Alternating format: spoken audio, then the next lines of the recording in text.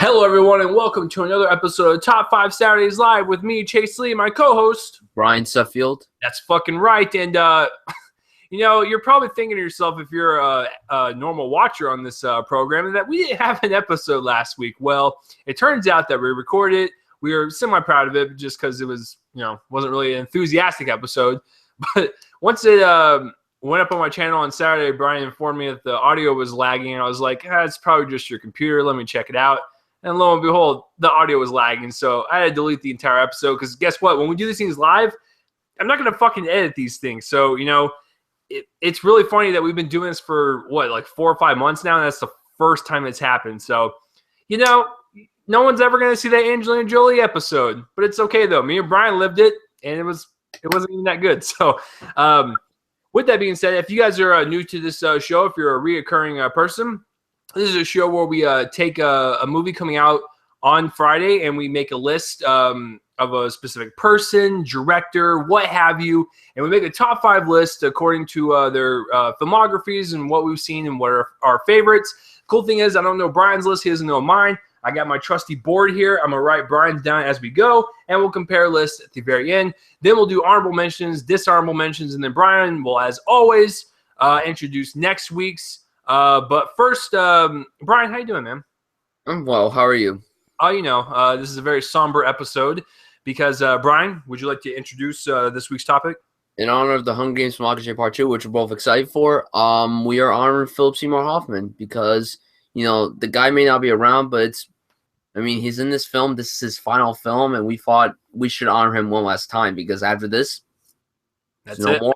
That's it. And listen, guys, if you don't know who Philip Seymour Hoffman is, it's understandable because he's not really a household name, but he's a household name with us like film nerds. He is one of these actors that died in his prime.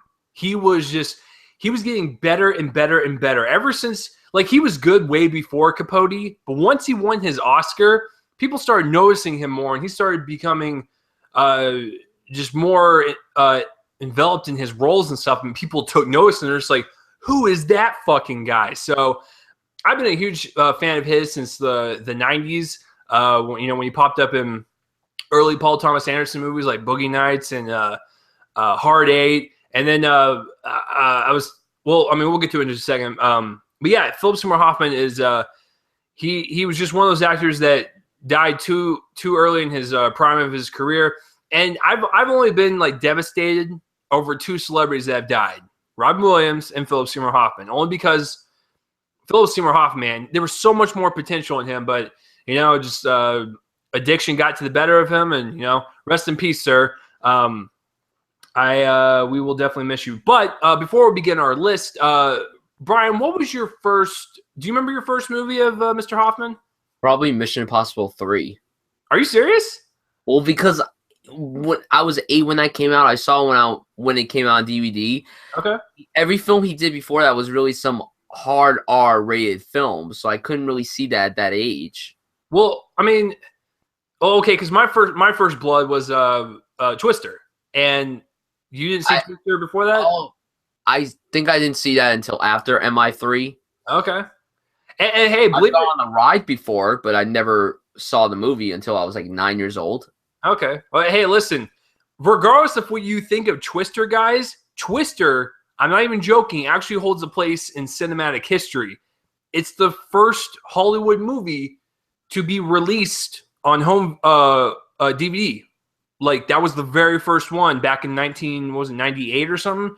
It and I remember Brian, just a little trivia question for you guys out there. Brian, what was the last VHS that was produced? I don't know. History of Violence with Wow. Yeah, 2000, what was it, 5? 2005. Yeah, so that was the last VHS, and Twister was the first DVD. So wrap your heads around that, folks. Anyways, yeah, he's had a very illustrious career, and what's really funny is he hasn't even been acting that long. He's only during his duration of his life, he only acted about 25, 30 years out of his own life. Philip died in his 40s, I believe, but he didn't start acting. I think me and Brian checked this. It was early 30s. Or so. He was a late bloomer, but he definitely made an impact for sure. So, hey, man, there's nothing more to do than just kick this off. So, Brian, what is your number 5 favorite Philip Seymour Hoffman of all time? Oh, I before we get into our list, I just wanted to ask you, do you remember where you were when you found out that he died? I was home, and it was Super Bowl Sunday. Yeah, I was at home, and I was stuffing my face full of probably nachos or some other thing to clog my arteries, and I heard about it, and I thought it was a hoax at first. I was like, what kind of sick assholes like posting shit on dead? Because that's happened before. That's why I don't trust anyone on fucking Facebook or the internet in general. So, but once they like reported it and stuff, I was like, oh shit, man, we lost a good one. So yeah, man, it was a tough pill to swallow, but I was watching Breaking Bad. I was watching it with my father. My father had not watched it yet. I was watching with him. We were on the season 4 finale, and just after that incredible hospital sequence, 5 minutes later, I got a text from my friend saying that he died. So it was kind of sudden. But then, like, I was still upset for that whole day because, I mean, I was excited for the Super Bowl. The Super Bowl sucked. Do you remember the Super Bowl that year? It was terrible. No. Exactly. It I don't remember them.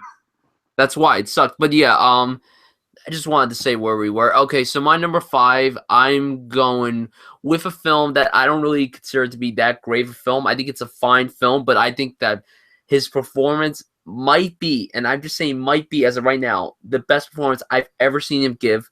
I'm going with PTA's The Master. Interesting.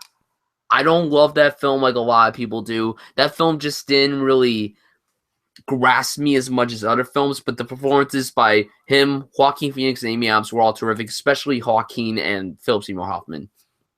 What I liked about his character was that like every single scene he was in, honestly, I was enthralled by. Like, part of me kind of wanted him to win the Oscar. I thought he should have won the Oscar. And I'm not saying that because that was the last time he got nominated. I'm saying it because I actually thought that he should have won the Oscar. Props to Christoph Waltz for Django. That was an excellent performance, but I think the performance from Philip Seymour Hoffman was just as more deserving of award as Christoph Waltz was, because Christoph Waltz had already won before. So did Seymour Hoffman, but I think this was a truly masterful performance, no pun intended, performance from Philip Seymour Hoffman.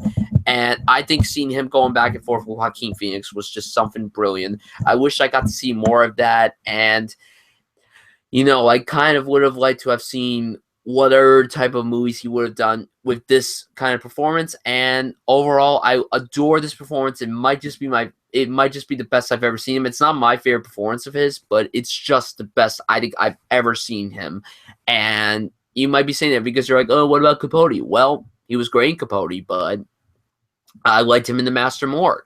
So yeah, The Master is my number 5. I guess we'll have to move on. Oh, look at that. I'm just gonna be honest with you guys.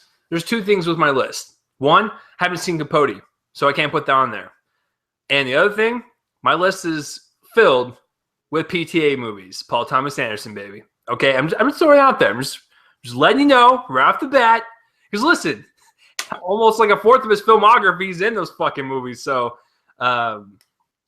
yeah. So that's a great choice, Brian. I'm gonna have to skip out in the conversation for that for right now. My number 5.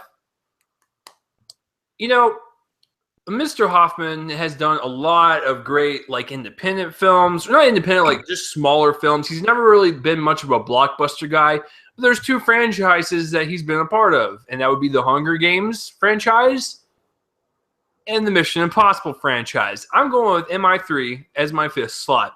Now, I could have easily bumped that out and put it in another smaller movie, but I put that on there because it was different for him. Like I said, he's only got 2 franchises under his belt, this and the Hunger Games, so it's something different for him.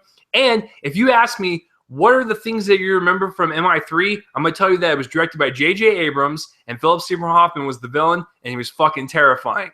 There was something about his performance in that, because the way I based my list was I try to pick something different, so they're like so far apart from each other that they can stand out, and that's why he's one of the greats. But this one, he got to play like a fun Bond-type villain, and he was just super disgusting, and he was just evil, man. He was just the evil motherfucker. But it's a fun action film. It's not my favorite of the series. Me and Brian both agree that the fifth one is the best one. But MI3 is still a fun ride, and you will definitely remember from his performance. He's one of the villains in the entire franchise that stands out, and that was in the third one. So if you guys have not seen Mission Impossible 3, give it a shot. Philip Seymour Hoffman definitely makes it damn entertaining. That's for damn sure. So, Brian, would you like to discuss that one or move on? Sure. I really like MI3. I think it's a very good installment. I mean, especially a big step up over MI2, which could go fuck itself in the asshole. I agree. Philip Seymour Hoffman was a terrific villain. I think he's my favorite villain of the franchise. The villain from the first one was great, but I think Philip Seymour Hoffman was a much better villain. Like you said, he's very terrifying. He's actually, like, you see him in real life. Like, even I personally, sometimes I see him and I'm like, this guy might be like one of the most terrifying people ever, but he seems like the sweetest, kindest soul ever. And I thought he played the villain beautifully well. I thought he did a great job. I kind of wish he did more blockbuster franchise, and I'm glad he was a part of the Hunger Games, because even though he's not one of the biggest standout of the franchise, he's still a great addition to that franchise. I'm so excited to see what he does in Mockingjay Part 2, which I'm seeing tomorrow night. So I'm curious about that. That's it. Oh, okay. Yeah, no, MI3, fun little action movie. And you know what's really funny? It's the only Mission Impossible I own right now. I love 4 and 5. I just haven't bought them yet. I just think it's funny that it's the only 5 hasn't come out yet. That's the thing. I know, but I'm just saying, like, this is the only one I own. I don't even own the first two. So there you go. Yeah. So Brian, what is your number 4? Number 4 is another supporting performance, and it's from one of my favorite films of the decade so far. In my top 20, I'm going with The Ides of March. I never saw that one, so please sell me on it. Well, I am not a political fan at all. I don't like anything that's related to politics whatsoever. When I saw the trailer for this movie, I'm like, I don't want to see this at all. I love the actors. It's directed by George Clooney. And I mean, you got a huge cast of George Clooney, Philip Seymour Hoffman, Ryan Gosling, Paul Giamatti, Marissa Tomei, Evan Rachel Wood. Yeah, pretty much them. And honestly, it's one of the best casts of this decade so far. And what I loved about it was that it was a engaging, dramatic, political movie that I honestly, I was so surprised by this movie because I did not expect myself to like it. I don't really like anything that's political related. There are some political stuff that I try to watch, but I can't get into it because it's too much for me. Like, I know you love House of Cards. Everybody loves that show. I want to love it as well. I don't dislike it. It's just, it's not my thing. Brian hates America. That's what he just told you. That's what he told. That's what he revealed. What are you talking about? Did I say he hates America because he hates House of Cards? So okay, I did not. Did I say I hate it? I just said I can't, like. That's a different story. I don't hate it. I don't hate it. It's just not busting your balls. Anyways, continue. God damn you. Phone off. Tell your friends to shut up for a minute. I'm trying. Airplane mode.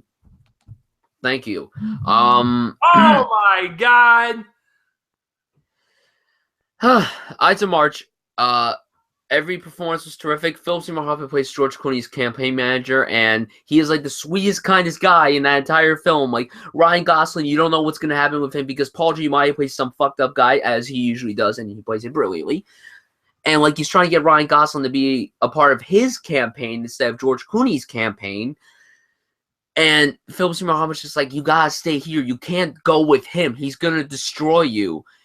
And then Ryan Gosling's like, I feel like I've already been destroyed. So, like, it's an engaging movie. Every performance is terrific. And Philip Seymour Hoffman was absolutely terrific. I believe he got nominated for a BAFTA for this movie. I did some research slightly earlier today, and he got nominated for a BAFTA for this movie.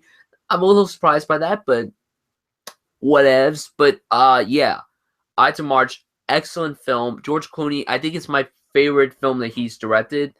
And, yeah, I love, and speaking of which, I want to bring up something. Philip Seymour Hoffman, if you have not seen his directorial debut, Jack Goes Bone, the only film that he's directed, watch it because it is a great film. It's a great comedy drama, and Philip Seymour Hoffman did a great job directing it for a first-time director. Did a great job. Did you ever see that movie? No, I did not. Oh, watch it. It's very good. So yeah, Ides of March is my number 4. Okay, yeah, I never saw that one either. So you've or yeah. So But hey, if you like House of Cards, you gotta watch Ides of March. well, like I wanted to check it out. It's just never got a chance to see it. Because you're right, I do like political stuff, which is funny because I fucking hate politics to death. But I do like political thrillers and political dramas just because they're enticing. And plus, House of Cards, it's Frank Underwood, baby. Like that's the character you want to be rooting for president. Not really, because he's basically like a hick version of Donald Trump. All right. Anyways, my number 4, Brian. My word, are you just popular, my boy? What's going on? I told you. Why is it a fucking computer? Oh my god. Okay, guys. The breaking news: Brian has more friends than I do because no one ever texts me during our episodes because I don't have anyone to talk to. But anyways, my number 4. I'm going with an underrated movie that no one, and I mean no one, ever talks about. It was the last film that this director ever did before he passed. And it's from the guy that directed arguably one of the greatest movies of all time. I'm going with Before the Devil Knows You're Dead. If anyone has seen this movie, then we're in a very small camp because I haven't heard of anyone that ever talks about this movie. It's directed by Sidney Lumet. Is that how you pronounce it? He's the guy that directed 12 I Angry didn't even know this film existed. I feel so bad. It's directed by the guy that did 12 Angry Men, which is fucking awesome. And it was the last film he did before he passed. But anyways, it's a smaller movie, and I don't want to ruin anything because it's a hell of a ride, man. But I'll give you the plot synopsis. It's two brothers, basically, kind of put together a robbery for their parents' jeweler store, I think, and everything goes wrong. So that's all I'll say. And he plays one of the brothers, and I believe Ethan Hawke plays the other brother. I forgot. Anyways, I watched it on what was it, Netflix? Yeah, I think I watched it on Netflix like a while ago, and I was just blown away because I loved Philip Seymour Hoffman, and plus, it's the only Philip Seymour Hoffman movie that I know that opens up with him basically ass ramming his wife. So, it opens up with that. It's like a nice fade in, fade out, and then just people are boning on a bed. But anyways, it's a nice little thriller. It's a nice little family drama, and that's all I'll say. You need to go in this movie blind. It's 2007. No one ever talks about this movie. It's one of the most underrated ones out of his whole entire catalog for sure. Because, like I said, I don't know anyone that goes, Before the Devil Knows You're Dead is a pretty good flick. Never heard that in my life. But anyways, it's a damn good flick. Check it out. It's from the guy that directed 12 Angry Men. What could go wrong? So, Brian, do you feel ashamed that you haven't watched this? Yep. Man, you're slacking, man. All right. I mean, does that intrigue you though? From the lazily plot synopsis that I just gave you because I can't speak. No, mainly because it's directed by Sidney Lumet. Yeah. He's one of the best directors in history, and it's got an all-star cast. Marissa Tomei's in it, Ethan Hawke, Philip Seymour Hoffman, and like I said, it's just a really cool little family drama thriller type thing, and it just kind of throws curveballs at you, and it's just a nice little ride. And yeah, I love it. So Brian, what is your number 3? Moneyball. Interesting. Love Moneyball. Great sports film, sports drama. Lots of talking. Directed by Ben Miller, who directed him in Capote, which I have to say is not on my list. I just wanted to say that right now. It's not on my list. It wouldn't even be this high up if it was. That's not exactly a film I would put up that high. But yeah, it stars Brad Pitt, Jonah Hill, and I mean, Brad Pitt and Jonah Hill get all the credit, but no one ever talks about Philip Seymour Hoffman. He plays Art Howe, and he was so good here, and he was bald, which was funny. He was bald. But no, that's one. But I adore this film. I love the dialogue. I love the acting. Brad Pitt is excellent here. Jonah Hill was terrific here, and Philip Seymour Hoffman was awesome here. I mean, I would say I like Pitt and Hill more than him in this movie, but everyone should also give credit to Hoffman here because this was a very good year for him with this and Ides of March. Ides of March came out I think 3 weeks after this movie, so it was a pretty strong year for him. He was in 2 of the best reviewed films of 2011, so that's a great thing to him. It's also a good movie. Like, it's not just, his, like, everyone does a great job. Especially if you're a fan of baseball and stuff, it's a really good, just good. Exactly. Yeah. I watched baseball a lot when I was a kid. I haven't watched it that much in the last 3 years. I prefer football over baseball in a heartbeat. But I was interested in the story involving the Oakland A's. And I just, like I said, I love the performances. I love the dialogue. Aaron Sorkin was one of the writers of the script, so that's one of the positive things about the whole script. And I just wanted to give this movie a shout out because not only is it a great movie, but also I just wanted to give a shout out to his performance because some people forget that he was in this movie. Part of me forgot that he was actually in this because I focused more on Brad Pitt and Jonah Hill because they're the ones who got all the nominations, all the praise and everything. So yeah, Moneyball is a great film. It's engaging, it's funny, it's heartfelt. Sometimes it's heartbreaking, and I love it. If you love sports films, you gotta watch Moneyball. If you love Brad Pitt, you gotta watch this film. And if you love Hoffman, definitely give this film a chance because it is one damn good film. It was one of my favorite films of 2011. Yeah, what's really funny is I like Moneyball a lot, but out of Bennett Miller's trilogy with Capote and Moneyball and Foxcatcher, I haven't seen Capote, so I can't judge it. But my favorite out of the two is actually Foxcatcher. Why is that? I don't know. It's very creepy and unsettling, and I kind of like that. You're the one who likes creepy films. That's totally understandable. Well, Moneyball is great, but there's something about Foxcatcher that when you put all those actors in there and it's such a creepy hair-raising story and stuff. It's a hard one to sit through twice. I'll tell you that much because it's slow as hell. But that would be my favorite one. But Moneyball, great choice, man. That is definitely on my list. Now that you got 2 slots left, I'm starting to think that you're probably going to put one PTA movie on there. I don't know yet. We'll get to that in just a minute. I'm going to let you guys know right now, and Brian can start guessing on the other side. My last 3 are PTA films. So let's get this going. Brian, so I'll give you a chance to guess on every single slot. Brian, okay. What is my number 3? Magnolia. No. Damn it. Punch Drunk Love. Yes. Punch Drunk Love is not only one of the best Adam Sandler movies, it's also one of the douchiest roles Philip Seymour Hoffman has ever done. And he's only in it for 10 minutes. Yeah, but he stands out. Of course. His fucking part, what he does, he fuels kind of the plot line of Adam Sandler's character. So, in a way, he helps out quite a lot. If this doesn't convince you, I don't know what will. He plays an owner of a sex talk line.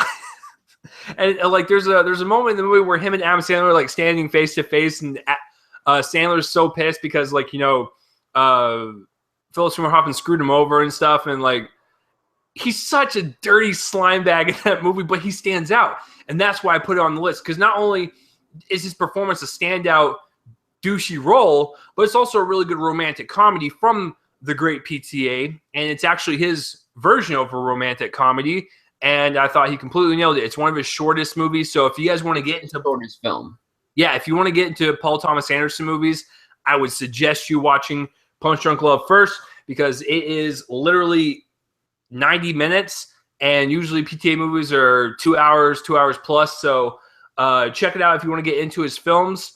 But yeah, that's Adam Sandler's best movie right there. Because we already did our Adam Sandler episode. That's the best one in my opinion.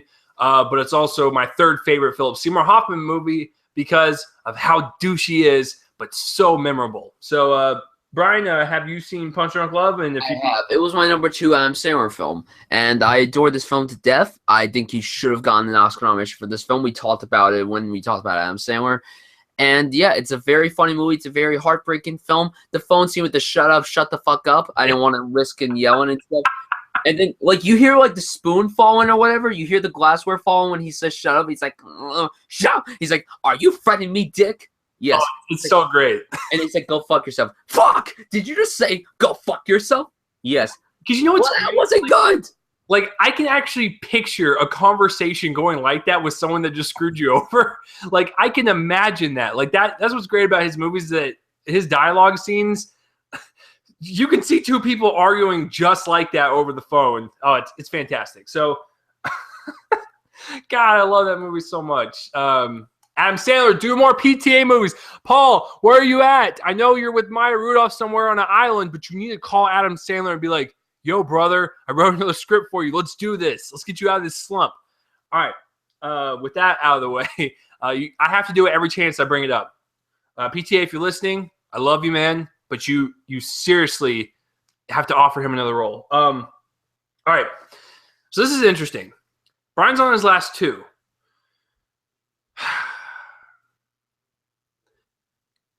This is tough because Brian hasn't seen many PTA movies.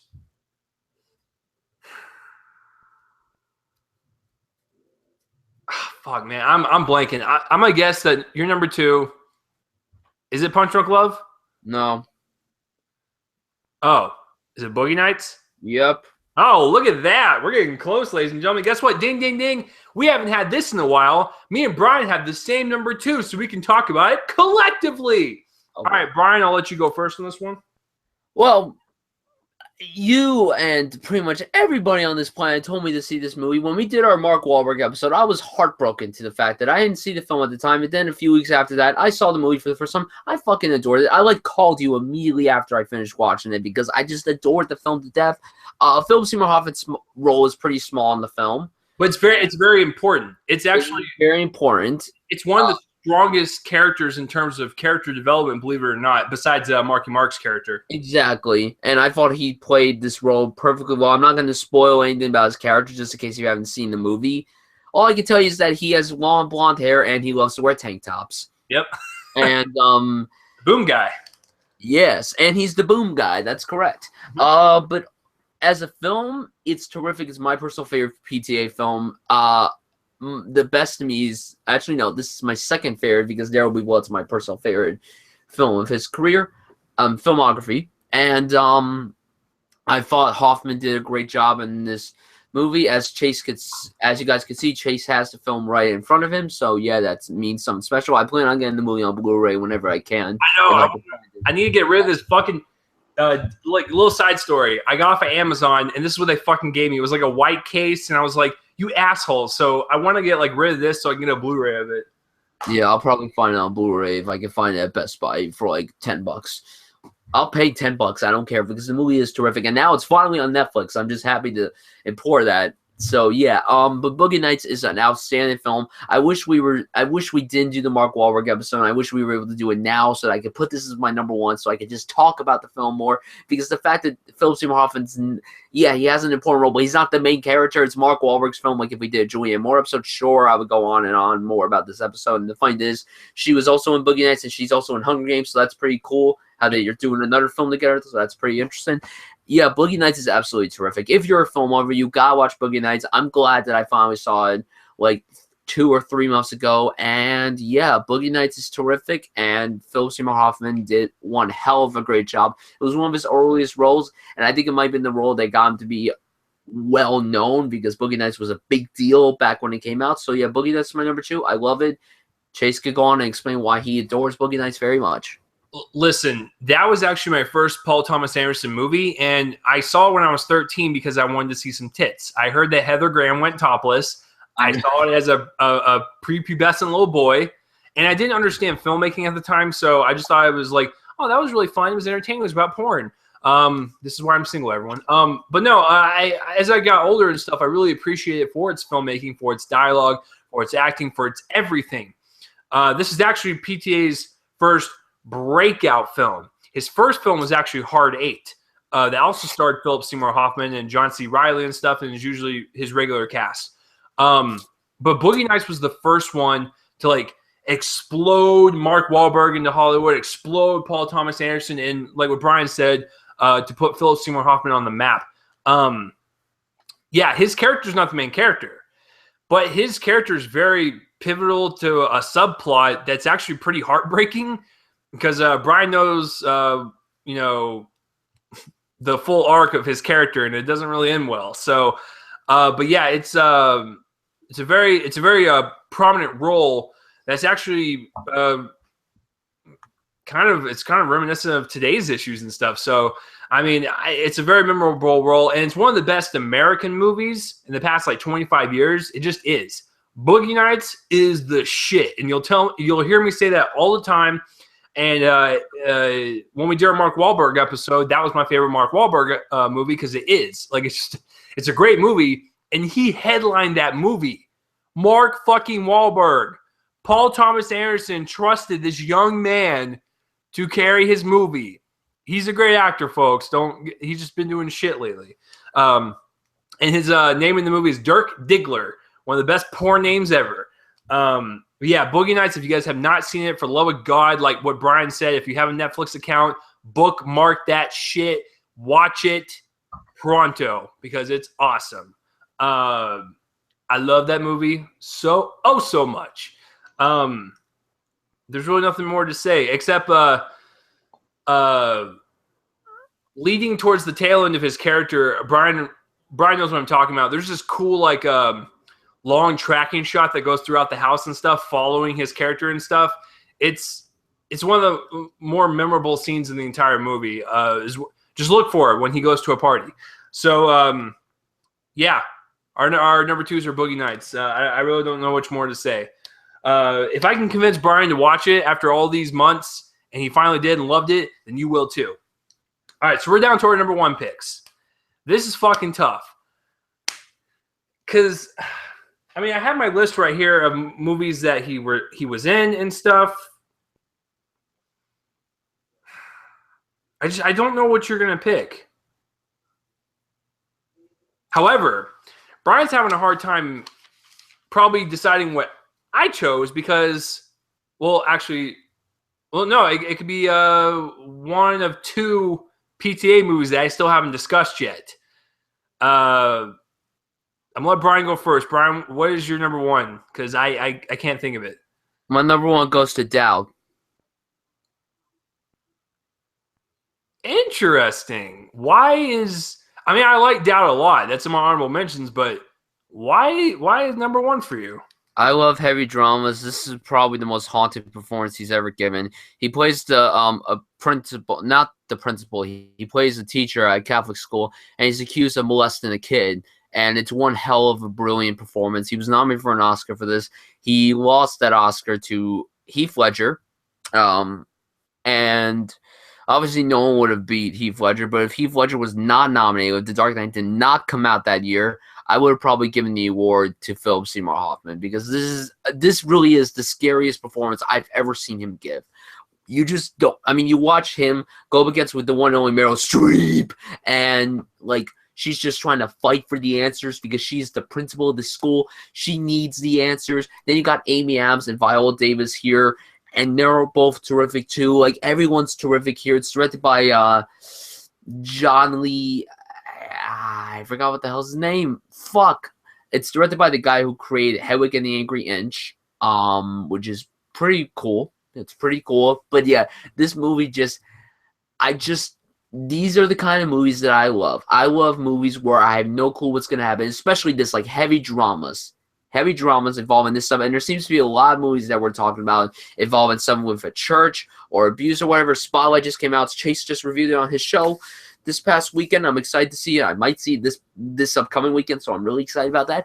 But what I love about Dowd is the strong dialogue, the great direction, and mainly the performances. Like I said, this is probably the best I've ever seen from Philip Seymour Hoffman. I said this before about The Master, but to be quite honest, the more I think about it, I prefer this movie over The Master because I can rewatch this movie more than The Master. The Master, you have to pay attention to. If you take your eyes off of it for literally half a second, you're not going to know what the fuck is going on. That's the truth. With this, if you take your eyes off of it for just 1 minute while listening to it, you'll still have an idea what's going on. But with The Master, nah, you have to pay attention to that movie the entire time. You can't take your eyes off of it. If you need to, you have to pause and then go back to it. But yeah, Doubt is terrific. It may not be the best film. I can acknowledge that. But to me, it's my personal favorite Philip Seymour Hoffman film. And I love it. It's like an A+ for me. Performance is really strong.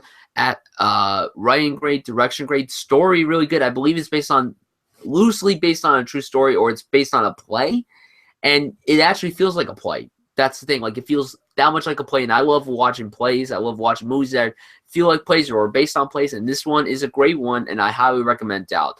But you just need to be prepared because there is some hot and stuff in this movie. Not like horror movie scary, but just deep stuff, and you gotta be prepared. So yeah, Doubt is my number one. The best way to describe Doubt is like taking it from like religious figures point of view of Spotlight, because it's basically the same thing. It's like what Brian said, it's based on a play, and there's some kids that are claiming that they're molested by the priest or whatever, and what Brian was saying was you don't see anything. You don't. It's all talked about. But what goes inside your head, which shouldn't be in your head, you start thinking about, well, shit, is he telling the truth? Is he not? Like, it's a back and forth type of movie, and it's a really engaging film. I really like Doubt a lot. It was on my honorable mentions for show. So that's a great fucking pick. All right.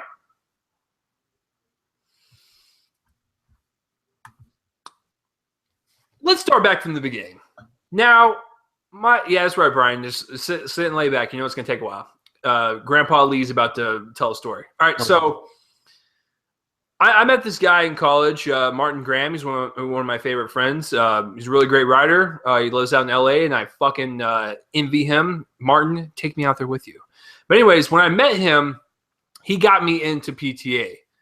And I told him I saw Boogie Nights as a kid and stuff, but I never watched anything else from him, period. So I watched Hard 8, watched Magnolia, watched There Will Be Blood, Punch Drunk Love, and I was like, dude, this guy's fucking incredible. Like, he's such a great filmmaker. And Philip Seymour Hoffman is in all of them except for There Will Be Blood.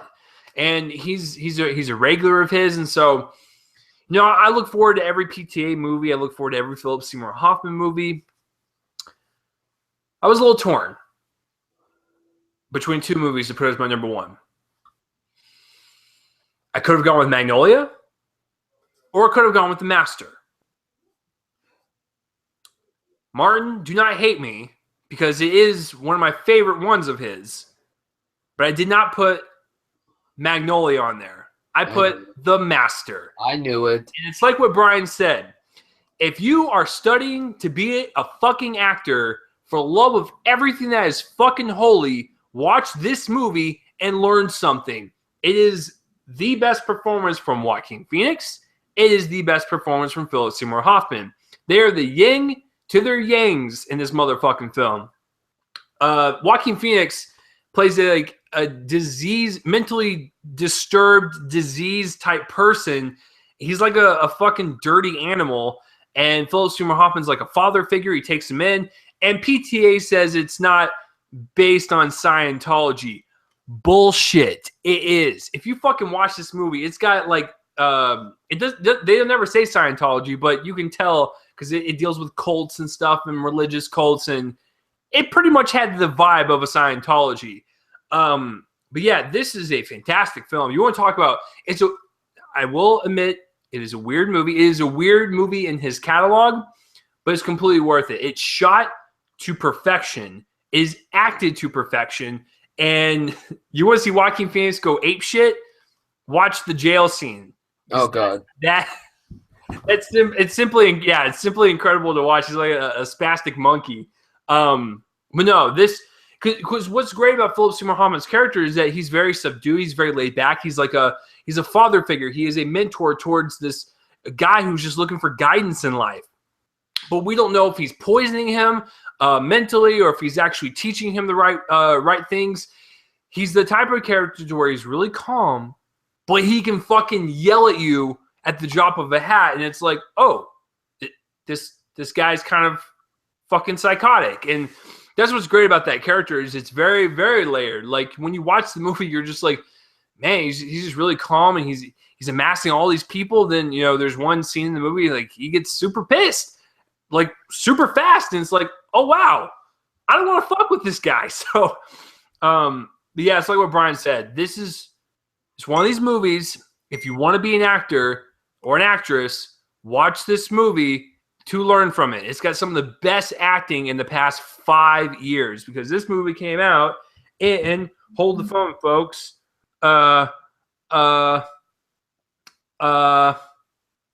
We're getting there. We're getting closer. 2013. And believe it or not, Brian and everyone else out there listening, this was my first Paul Thomas Anderson movie in theaters. And it was such a weird experience, but I loved it because, Boogie Nights and all that stuff came out when I was a kid, so I never got a chance to see one of his movies in theaters. That was my first one. I also saw Inherent Vice in theaters, but The Master. It's a weird fucking movie, man, but it's got some of the best acting in film history. So, yeah, I'm going with Masters number 1, man. So that is our list, guys. Before we get to our honorable mentions, boom. As you can tell, Brian is dumb for putting The Master at number 5, but, I'll let it slide. But yeah, we actually have 2 in common, and one of which is actually in the same spot. So channeling some of that PTA Boogie Nights magic going on. So this is actually a pretty solid list. I would actually recommend all of these, man. These are all great movies, even the ones I haven't seen, like the Ides of March and stuff. And actually, Brian, that will be your homework. You need to see Before the Devil Knows You're Dead, and I'll try to find the Ides of March somewhere. Okay. All right. So yeah, but Doubt's great, Moneyball's great, and then all PTA movies are just master classes in filmmaking. Check it out. He's one of the best in the business. All right. So I have a few honorable mentions. Listen, as much as it's cheesy as fuck, it was the first one I saw of his. I gotta put Twister on there, man. Twister's a very fun movie. Bill Paxton's also in it, as well as Helen Hunt. I did have Moneyball and Doubt on here, and then Magnolia. And the last one, I gotta say it, because all the movies I've seen from Mr. Hoffman have all been good. I have never seen a shitty movie from him, and that includes Along Came Polly. I will vouch for that movie until I'm blue in the face. But he's actually a very funny supporting best friend in that movie to Ben Stiller's character. There's one scene in particular where he's walking away and he slips on the floor and like his body just like falls on the floor as hard as it possibly can. And it makes me laugh every single time. So even that movie, I like. Didn't say I love it. I like it. Don't hate anything he's ever done in my eyes because, there's some movies I haven't seen from him, but everything he's done in my eyes, including the Hunger Games movies, are great. So that's my honorable mentions. I don't know how many dishonorable mentions. So, Brian, take it away. Where are some of the ones that just barely didn't make your list? Mission Impossible 3, Capote, Scent of a Woman, which was one of his earliest roles, Almost Famous, The Savages, Twister, Punch Drunk Love, Magnolia, Catching Fire, Jack Goes Bone, Charlie Wilson's War, and 25th Hour. Nice. I mean, even with Brian's list, that's just a hell of a filmography right there. Like, this is one of these guys that's going to fucking be remembered forever. And listen, Mr. Hoffman, rest in peace, sir. You are one of the finest actors that ever walked this earth. It is sad that you left us. Like, I would compare Hoffman on like a Daniel Day-Lewis level. Like, that's how good this guy was. And I hate to use the word was because I wish he was still alive with us. I wish he was still making movies. But The Hunger Games Mockingjay Part 2 is the last thing on his IMDb list, which is incredible because, like, he's in the movies like The Master and Magnolia. But his last movie is a franchise ending conclusion to a franchise. So I think that's kind of cool, actually. It's actually a nice little cap off to his career. But yeah, I wish he could make one more movie, man. But unfortunately, we got what we got. And I would recommend any of his movies because he's just that good. So we will never do a Philip Seymour Hoffman episode ever again on this show. This is it. I hope it was a nice tribute. Brian, what are your closing words for Mr. Hoffman? Well, I mean, I still miss the guy. It's going to be sad watching him tomorrow night in the theater. And when it's going to say love and memory of him, it's just going to be sad because that's the last time I'll ever see him on screen ever. Yep. And,